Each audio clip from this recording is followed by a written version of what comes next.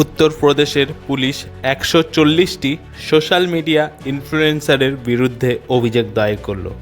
এই সমস্ত ইনফ্লুয়েন্সার মহাকুম্ভ মেলা নিয়ে উল্টোপাল্টা মন্তব্য করে মানুষকে বিভ্রান্ত করছে।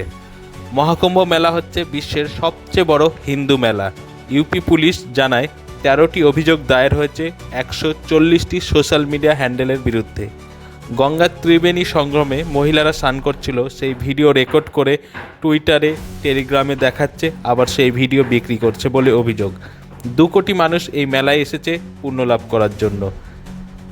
২৬শে ফেব্রুয়ারি পর্যন্ত চলবে এই মেলা। বেশ কিছু সোশ্যাল মিডিয়া ইনফ্লুয়েন্সার এই পুণ্যার্থীদের নিয়ে কুরুচিকর মন্তব্য করছে তাদের সোশ্যাল মিডিয়া হ্যান্ডেলে। তাদের আস্পর্ধার ১২টা বাজাবে যোগী সরকার পুলিশ। এ বিষয়ে আপনাদের কি মতামত কমেন্ট করে জানান।